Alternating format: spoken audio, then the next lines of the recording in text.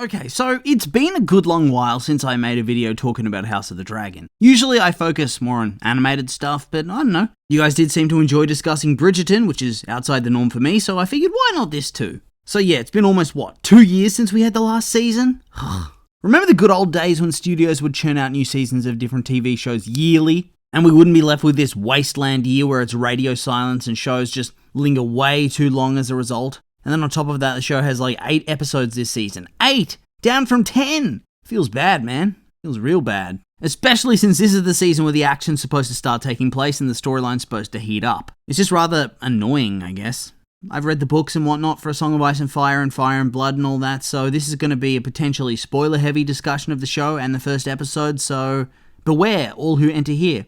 Let's just jump into things, shall we? So we start off the episode with a pretty banger new intro. I kind of wish they'd changed the theme to set itself apart more from Game of Thrones, especially since this show doesn't seem to be leeching off its popularity all that much anymore. Season 1 was a massive smash hit, and whilst the viewership of Season 2 is slightly down, I honestly think that's due to the long break between seasons. That's just how it goes. Although I will admit, the song is very nostalgic, and this new tapestry intro, it's really awesome too, mostly showing off deeper lore and whatnot. Nothing that's really all that relevant to what's going on, but it looks awesome, so there's that. And then we come into the intro scene of the season, and it's a very nostalgic one. You hear the classic Stark violin start, or whatever instrument that is, a stringed instrument of some sort. And as soon as you hear that, you see Winterfell, you flash back. I flashed back personally to a decade ago, when I was a teenager watching Game of Thrones Season 1. But yeah, I found this scene actually rather funny. First because Lord Stark's accent felt very forced, and I don't know, it almost felt like they dubbed over him. That's how it sounded, that's how it was kind of mixed for me,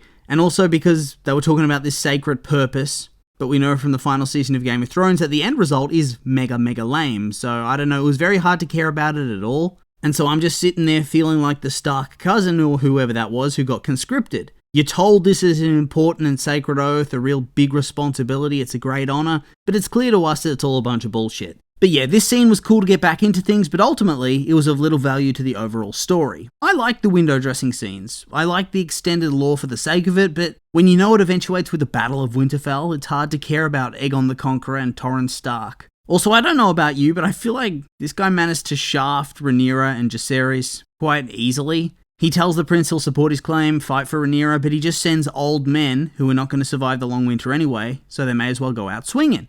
And that's fine. Nothing wrong with sending out the greybeards, but he doesn't even send that many, only 2,000, which is pretty piss poor considering Westeros is meant to be the size of South America. He could probably find some more. But yeah, at the end of the scene, a raven arrives which bears the news of Larys getting gobbled at the end of last season. Which is when we cut back to Dragonstone to witness Rhaenys turning up after patrolling the sea and protecting the blockade of King's Landing, only to be confronted by grumpy Prince Damon, who demands she get back on her dragon and come with him to King's Landing to fight Vhagar, since they're the only two riders who would have a chance against her 2-on-1. Although I guess he's also forgotten that there's other Targaryens in King's Landing, who also have dragons. And yeah, she tells him to piss off, and I gotta say, I find it very amusing that she just seems to give zero shits about any of this. The only reason she even slightly cares is to ensure her granddaughters don't get killed. She still thinks they killed her son, right? Sometimes her character just doesn't really make sense to me beyond her just being smug. But yeah, the way she big sisters Damon again and again, I did find it funny. She just completely doesn't care about anything he says, or about any of his commands or accusations. Also, I'm very glad they fixed her horrendous wig from Season 1, the bulb head, that was bad. But anyway, I still think at the same time Damon does have a point. It really is shit that Rhaenyra's son is dead, but he's right, they can't just sit around with their thumbs up their ass. It's time to strike. Shouldn't they have sent more dragon riders Damon, out across Westeros to rally the supporters and burn enemy castles? Instead, they're just sitting across the bay from the Greens after they've had one of their own murdered. I'm not blaming Rhaenyra, she's right to grieve her son, but everybody else should be acting with some damn agency. They need to keep the ship sailing while she's away. And Damon is also right, she's mega exposed. She's at Storm's End, which is now enemy territory. She only has her dragon with no guards, and Vhagar is huge compared to hers. No hope. It's gonna spell the end of their campaign. Also, Lord Baratheon's definitely gonna get his castle burnt to a crisp, right? Right? No? Also, I gotta say, Rhaenys not even giving one single shit that her grandson is dead is ice cold. I know he wasn't biological, but I'm pretty sure Rhaenys, her son, actually did consider them his children. It's not like he was being cucked, he was gay and was probably unable to perform and thus just saved everybody some trauma and let Harwin crack on with it. Oh well. We then shift scenes over to Rhaenyra at Shipbreaker Bay near Storm's End, where Luke died, and I gotta say, she's supposedly been there for days. It took Luke like an evening to fly there at the end of last season, so is House Baratheon just stupid? Should they just not care she's out there? Why not send a raven to King's Landing and say, oh, hey, the Queen is here, your enemy, come kill her please? Like, surely, if you had half a brain, at least someone would assume that the castle is going to be at mega risk from this grieving mother when they find the corpse. No? Guess not. And yeah, this scene, whilst very short, was a banger. The look on Rhaenyra's face, the actor does so well here. But then we cut away over to Driftmark to see Lord Velarion's ship getting repaired, and to witness a scene that can only really be described as awkward, as Corlys talks to Alan of Hull. Now, like I said, spoilers, but this is one of his illegitimate, aka bastard sons, and by the looks of it, he seems rather resentful to his father and sort of spends the entire time mean-mugging him. Honestly, just setting the seeds for later this season and beyond, I'd expect, but yeah, to the casual audience, I think they just saw this guy just kind of glaring and giving really short answers to his lord, and I think it would be a little bit confusing. I also like that you can see the difference in grandparenting here. Rhaenys, like we saw, couldn't give two shits about Luke. Shit happens. Whilst Corlys actually seems rather sad, he looks a bit broken. And when he gets that dagger that was intended for Luke, he looks genuinely devastated. Also, Alan's face. Guess he ain't thrilled that somebody who's clearly a bastard gets to inherit Driftmark, whilst he, who is actually Corlys' son, and his brother, they're relegated to just serving in the Navy as complete and utter randoms, really. Also, in the book, it's clear that Corlys had an affair whilst he was married because Alan and his brother Adam were young enough to be masquerading as Laenor's sons. But here, this dude is clearly older than Laenor, so I wonder what they're going to do with that. Are they just going to have it be that these guys are from before his marriage and therefore he didn't cheat? I'm rather curious, honestly. You never know what the writers are going to sort of wash away and make better than in the books, or which characters they're going to make even worse. But I suspect they're going to make it so he never cheated. And so then it's off to King's Landing, where it seems that they aren't even going to pretend like they're not straight up usurping the throne. Because, like, at least put your own guards with your own colours out there on the walls. But here they're all just wearing green cloaks and the banner of House Hightower on their shields. Fools. But yeah, we start off with a really cool scene where the guards spot a dragon, they have to arm the scorpions, take aim, only to realise, oh no, it's just Vhagar and Aemon, don't shoot him. I gotta say, absolutely fuck being a random knight in this era of Westeros. Absolutely no thank you. Even behind the castle walls you're not safe, and you're constantly having to look in the sky and hope you identify the right dragon if you see one, because if you accidentally shoot down a friendly, well, you're probably going to get executed for it, and if you don't shoot down the enemy dragon, you're going to die horribly in dragonfire. Lovely, and if you desert, you're probably going to get maimed or executed as well, so no running away. And then it's on to the incestuous brother and sister, which I feel like has not been explained in much depth at all. I think they made an offhand reference to it, and then you just sort of see that they have kids. I feel like they need to make that more clear. I've seen a lot of people confused with that. But yeah, it's Queen Helaena, King Egon. Like, I know it's part of their heritage and whatnot to marry their siblings, but I'm side-eyeing hard here. I cannot ship these characters. Gross. Same with Rhaenyra and Damon. I just can't vibe with it. I can't even suspend my disbelief and be like, oh, it's fictional. It's just so yucky.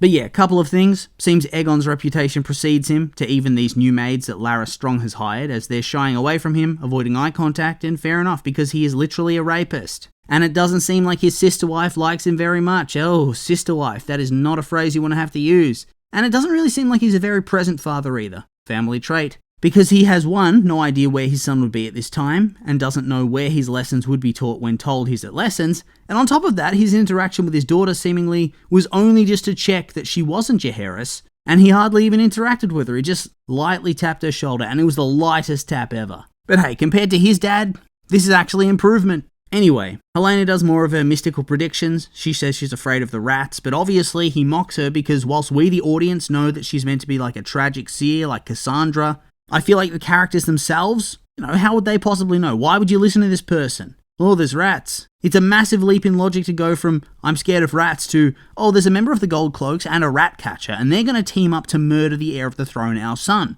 You need some specifics. And then we're off to the Queen Mother getting eaten out by Kristen Cringe. Good for her, I guess. She had to deal with a man who rapidly started to look and smell like blue cheese over the course of their marriage.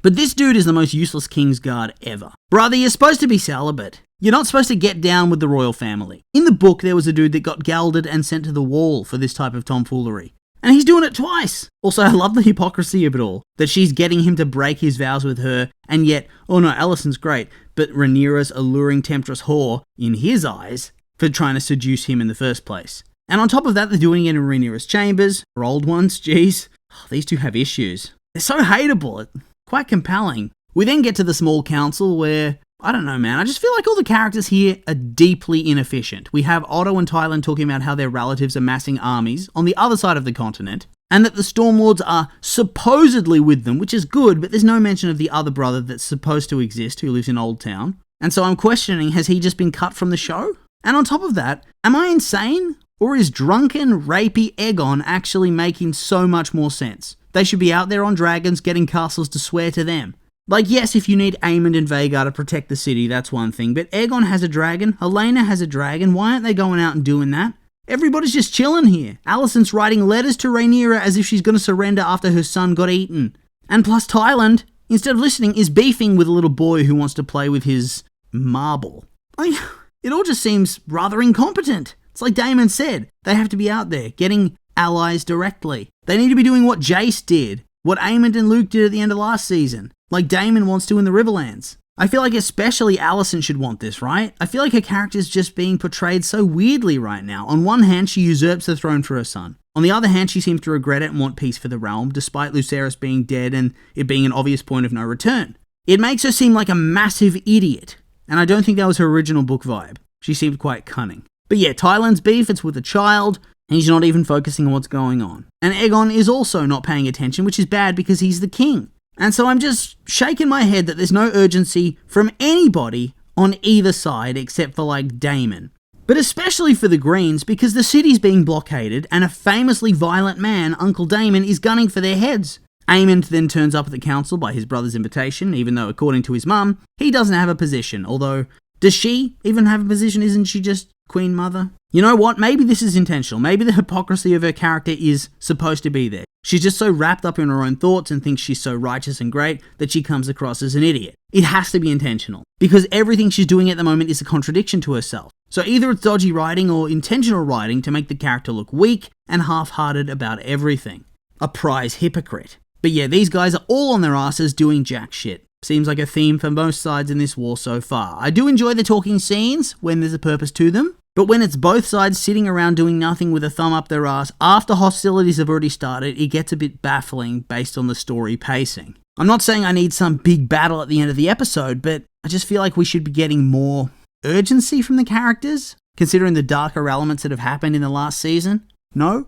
Next up, we have a creepy scene with Lord Strong and the Queen Dowager, which had me turning up the volume and chucking on subtitles because this dude is quiet. Quiet as all hell, and creepy too. And he reveals he's killed off a lot of her household staff and replaced them with people loyal to him, handpicked by him. Yikes. I assume that huge mass of people we saw herded into the cells at the end of last season are the folks he murdered. Pretty drastic. And then we cut straight into a scene where she's in the bath being tended to by all the new staff he picked, and she shoos them away and has to clean herself and just keeps scrubbing because she'll never feel clean because she's let that dude jack it to her feet.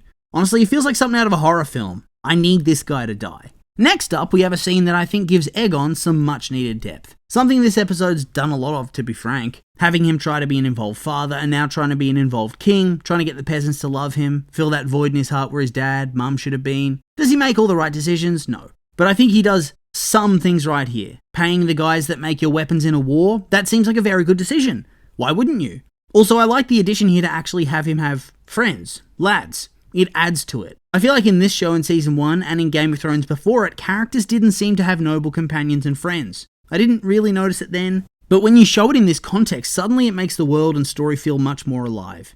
Also, does anyone else think they regret making Egon a rapist and visiting those child fights where one of his bastards probably is one of the competitors? It feels like they made him so awful and now they're trying to backpedal a bit and be like, oh no, it's really both sides are bad. But the writing doesn't back it up. I don't know, I just think it's a little bit clumsily done at the moment. We'll see. We then see there's a bit of dissension in the ranks of Team Green, with Lord Strong playing his games and whispering to Egon that he needs to get rid of his granddad's hand because all he wants to do is control him. Whilst meanwhile Alicent sooks to her dad about how she feels he's undermining her to her sons and making her seem weak in front of everybody, and that in the end, Egon's going to get tired of being king and is going to return rule to them when the novelty wears off. which will allow them to find victory. And honestly, the more I watch, the more I think they are setting her and her dad up to be way over their heads and acting somewhat delusional about what's going on, realizing they've lost control of Egon. We see that people are getting in his ear about how Otto wants to control him. We've seen that both he and Aemond and Kristen wish to start the war properly. So I guess we'll see how all of that goes. And in the midst of it all, we have what is probably one of the better performances of the show so far, when Rhaenyra finds the wing of Arax, her son's dragon, and his cloak, and she breaks down. Seriously, the actor's just putting on a masterclass. I think they only speak one single line. I want Aemond Targaryen, and the rest is just non-verbal acting. And I find this to be so impressive because it is one of the highlight performances. They are coming for the awards this season, I feel it. Next up, we see the Kingsguard boarding a random ship as part of a blockade, and that's where they find Mysaria. And thank God they got rid of that terrible phony accent. That accent was just making your ears bleed, although I do have to wonder, does the Kingsguard not have better things to do than just sit around on some random ship in the middle of a blockade, in the open sea, and boarding little smuggler vessels? They've already lost one prince. Maybe guarding the others would be a good place to start, Sir Eric. I don't know, maybe that's just me. Maybe... Oh, God. These characters are dumb. And so she gets taken to Damon, who's mega salty that she helped out the enemy, although I'm on her side here. She's a peasant. He ditched her for years. Why should she care about highborn games? Of all the teams, black, green, I'm team peasant. These inbred blondies need to get a grip. Remember when Rhaenys massacred the poor little peasants at the dragon pit? Damn. And I did notice that even the Kingsguard, Sir Eric, sticks up for her and talks shit to Damon a little bit. Sticks up for himself when Damon tries to talk down to him about how he should have killed the usurpers. I mean, fair enough, because he is sworn to serve the whole family and protect them, and thus killing some of them goes against his vows. But does Damon just have no authority at all? It seems like nobody listens to him, and nobody respects him, and everybody's just eager to argue with him. Surely the Prince Consort comes with some sort of authority and power. Some sort of respect. Jesus, Matt Smith just reliving his role as Prince Philip here? Also, I have to say, just in general for these darker corridors or whatnot, it's nice to be able to see in scenes again that are at night or in darker areas. Thank God they realised whatever lighting or filter they were using was just not cutting it. You can actually see what's going on without having to turn your living room into a bloody blackout cinema or turn up the brightness on your TV to the point that everything else gets washed out when it gets light again. Rhaenyra then returns to Dragonstone, ready to go. She's all dishevelled, devastation's written all over her face. She turns up at the council, vaguely listens to her advisors about key strategy, then orders the assassination of her brother instead and leaves. Another great scene from the actor, but Rhaenyra has so many advisors. She's clearly grieving. She can't handle this right now. So why is nobody taking any initiative? Why are they just waiting for her to give them orders? Go take Harrenhal, Damon. Clearly you should be assembling your army, son. My God, do you think she's just going to be like, oh yeah, we're going to make peace? No. Attack. Attack the minor castles, dude. Come on. But yeah, Damon, instead of doing that, he goes and gets some info from Mysaria and sails to King's Landing on his own on a smuggler's boat, before linking up with some ruffians to send them to go and assassinate Aemond. And look, I know this plan is a success, but looking at these two dudes, and I feel like they should have literally no chance. I feel like this is some deep plot armor for these guys based on how far they have to go through the keep, encountering no guards. But yeah, before we get into all of that, yet another glorious scene showcasing great acting, where Jace comes home, gives his report, only to break down and start sobbing with his mother in grief for Lucerys. Just a great scene, and a massive improvement for me for Jace from, season 1, but also scene 1 of this episode. I didn't like him last season, felt he was very wooden, and I felt the same on the wall with Cregan, thought that was a weak scene from both actors, but this felt much better.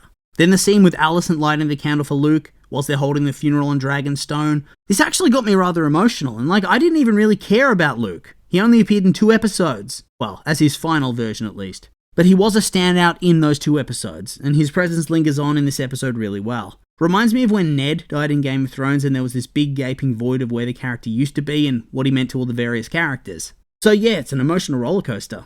I'm drained after that. But no time to rest, because then we have this long tension-building sequence where the assassins sneak into the castle, walk past the king and his friends because, nobody gives 2 shits about servants, but then have to sneak into the royal apartments to find Aemond. And the episode even builds you to this fake-out, wondering if it's going to work, because it cuts to Aemond in his quarters with Criston Cole, planning what they could do in order to start winning support. Going out into the field, marching and taking castles, conscripting soldiers and levies. Somebody has to do it, right? Aemond also notices his mother is full of shit and blames him for starting the war, when really, all he did was accelerate things. They were always going to have to fight, and she's in denial about that. Criston then simps a little, and also I find it very dank that whilst he is continuing to sin and break his oaths, he continues to call Rhaenyra a spider. Bro, it's been 20 years. Get over it, son. Otto then returns. He tells Criston to go back to his post. His post this time, of course, being in Alicent's bed, but more on that later.